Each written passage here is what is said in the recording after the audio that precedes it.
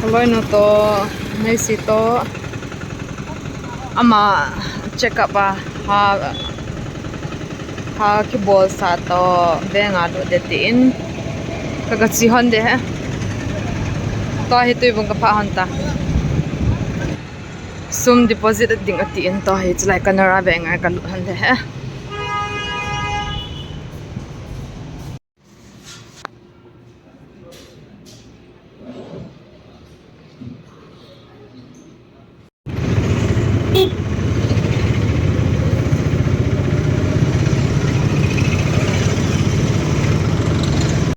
tu a hi chlai coaching ko venga kang lu han ta in amun hi hol do thu han din lai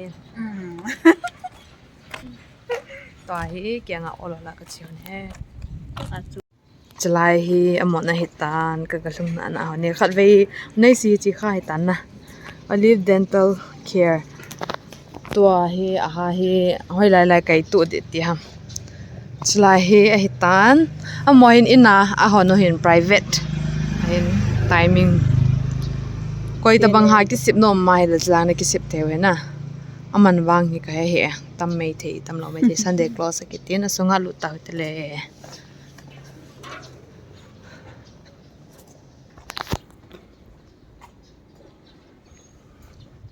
la minute chlai asung he ta ha aha na ho ki sim phat nom ho any kinds of dental problem nei ho na ki chai ta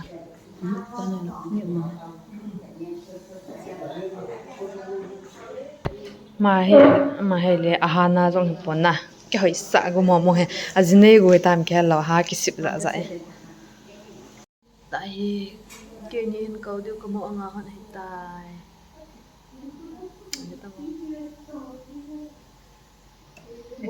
boldi ummo valentine tu ni hi le ma dinga ka kit pi do mo hi a jang chu benga ka nga ki da hi in to chong hi ong ki hoi sa ding khu ka nga ki ding ma nga na hi kan lum de hi tai ka bang pha ne thi ni sa de du ban du ji la tua hi 11:30 hi tai jing ka kang po pi kang lun chu betong ka mai ha ko chlai hong pimples lai la hol ong ni hong do intin ka den damole phai jing ya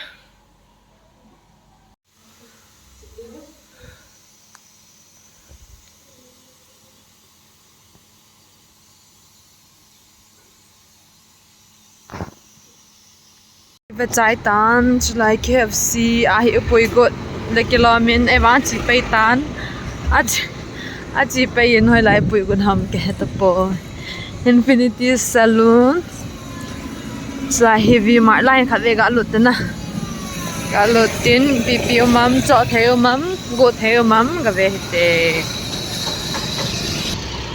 a chen tu lai ta hi a thau lai ta he kaloi no he gong na sa me the wa thau lai ta he ban chu winter angan he tam jo ticket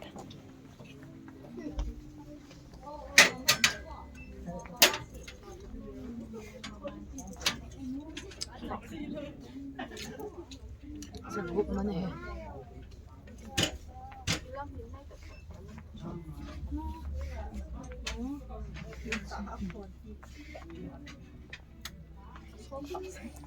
cute thật đi cái lạ đi cái đấy tao giờ giận mà hấm giật thum mà này xin vào ví dụ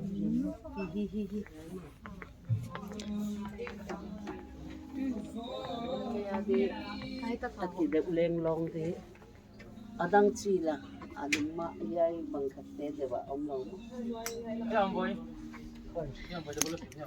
cái gì mà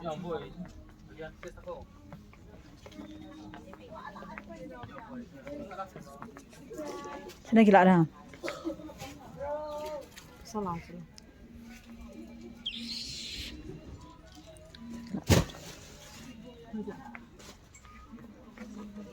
Misal ho, design ho na, suit na to. Nah, cuma jelas nanti satu.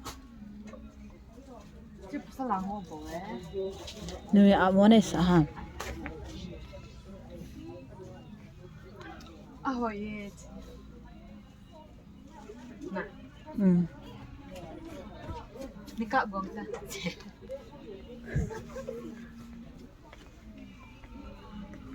Ah ho.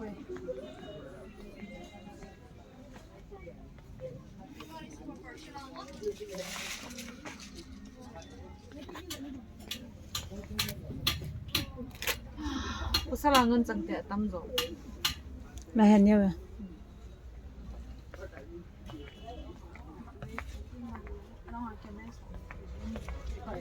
If I need to take people, login people's phone, I need to take OTP from that phone. Patay. Dami.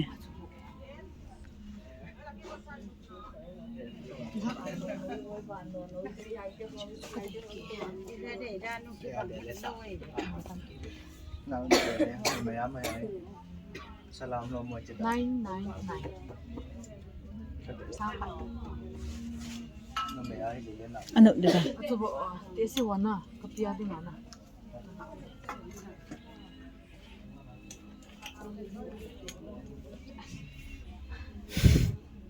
Tesi ahow sakat. Ahow sakat.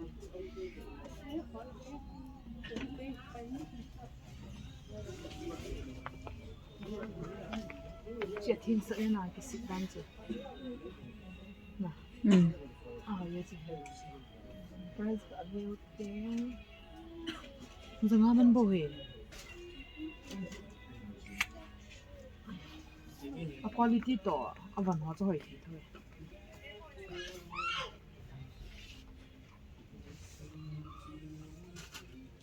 Hatta bien. To chun buy one get one free tila ka galon hanin cho loading be ka hin sakit in za ni ka hin chon Tagubaw tayo sumangkit tayo. Bahi KFC kanunhan dahin. Munda nga chilai hi lam ka hi KFC ka first time din na. Itabang nam ke ka hinsay dihe. Yes. Munda nga to agikit na umam. Atam lobang jula tuibe po na ti. Oh. Here. Here.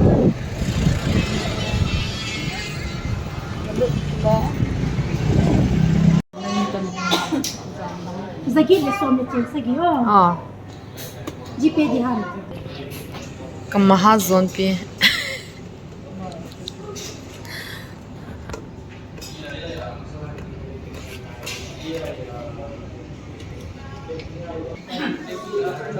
So ay katauhan di taning lang ah.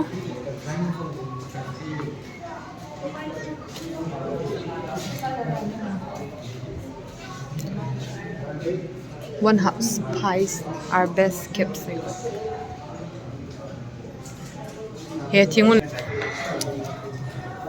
Amun ka tay KFC.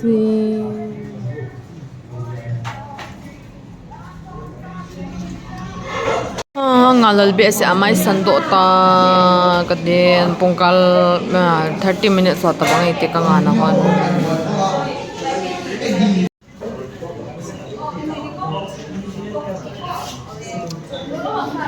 ahong aking nga atsu ahong toy amale ne thelo dinga ke na bona kani ne to to I vlog ka ball to law de kani pandit tai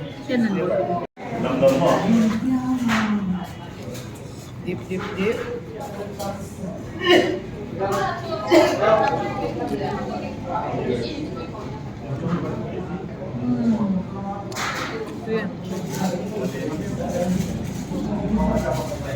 Amal.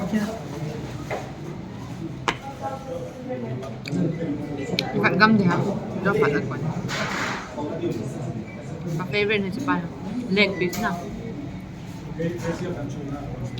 Hey bang a mundang mo sanga.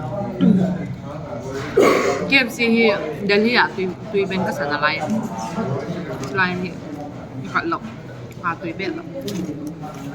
Hey bang a chẳng phải cái hồn lộc phát lên na. Như ngô. Hanin nyo. Bas.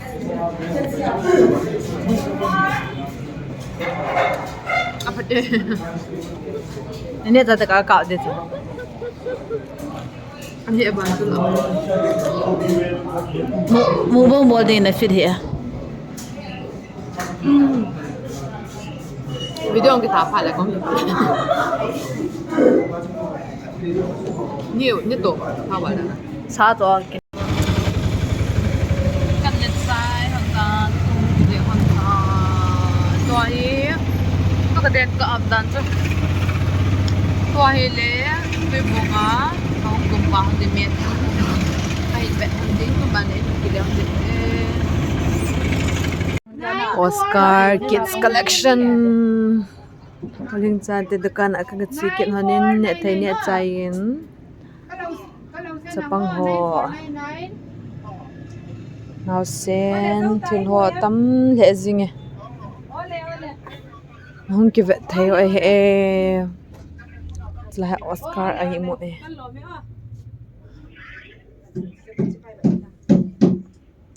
Hoi the